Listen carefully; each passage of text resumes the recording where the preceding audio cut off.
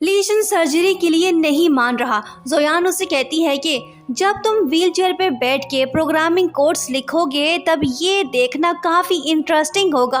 वो कहता है कि तुम हौसला बढ़ा रही हो या डरा रही हो।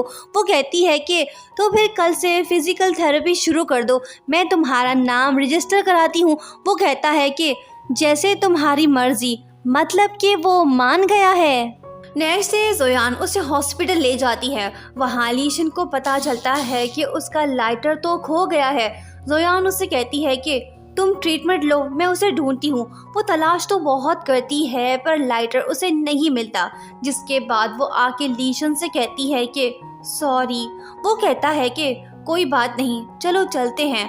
तभी जोयान को नर्स की कॉल आती है कि लाइटर मिल गया है पर वो टूटा हुआ है।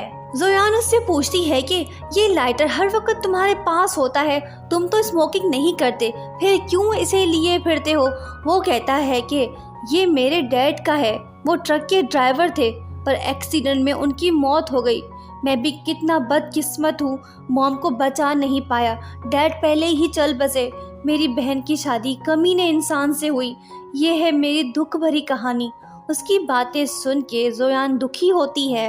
लीशन ब्लू क्राउन ऐप को परफेक्ट बनाना चाहता है ताकि एप्लीकेशन क्रैश ना हो, पर हाउजुन इस बात से एग्री नहीं करता और उससे कहता है कि तुम शुरू से ही मेरी नहीं सुनते, ये प्रोजेक्ट तुम्हें मुबारक हो, मैं अब से तुम्हारे साथ काम नहीं करूँगा।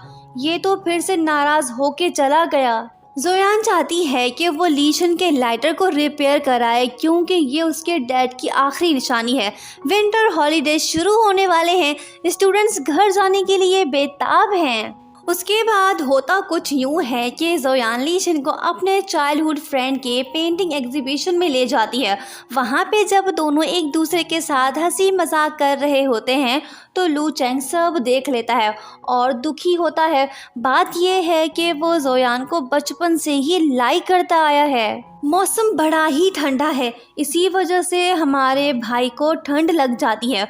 जोयान उसे मेडिसिन लेके देती है और उसका केयर करने लगती है। हॉलीडेज स्टार्ट हो गए हैं, ज़्यादातर स्टूडेंट्स अपने घर को चले गए हैं पर जोयान नहीं जाना चाहती क्योंकि लीशन की तबीयत सही नहीं है और इसी वजह से वो कुछ दिन और यहाँ पे रहना चाहती है।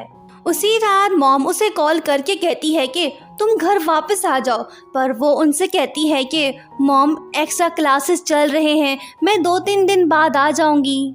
मॉम से झूठ बोल के जोयान तो खुश है पर दूसरी तरफ हम देखते हैं कि उसकी मॉम तो सदमे में है क्योंकि वो अपनी बेटी को लीशन के साथ देखना नहीं चाहती, वो उसे डिसलाइक करती है। इसी वजह से वो अपने हस्बैंड से कहती है कि तुम कल ही जाके जोयान को वापस ले आओ। नेक्स्ट मॉर्निंग जब जोयान लीशन के लिए दवाई लेने जाती है तो उसे फिर से अपने मॉम की कॉल आती है। वो उससे कहती है कि आज रात मैंने लू चैंग को डिनर के लिए इनवाइट किया है, डैड तुम्हें लेने आ रहे हैं, तुम आ जाओ। ये सुन के वो दुखी होती है पर दूसरी तरफ उसके डैड और लीशन आपस में बातें कर रहे हैं। तभी जोयान भी आ जाती है, उसके हाथ में दवाई देख डैड सब कुछ समझ जाते हैं। जोयान लीशन से कहती है कि मुझे जाना होगा। वो कहता है कि ओके तुम जाओ। जोयान उसे गुड बाय कहती है पर हमें साफ दिखाई दे रहा है कि वो दुखी है। यही हाल लीशन का भी है। जब जोयान जा रही होती है तो लीशन उससे कहता है कि घर पहुंच के बताना। वो हंस के कहती है कि ओके।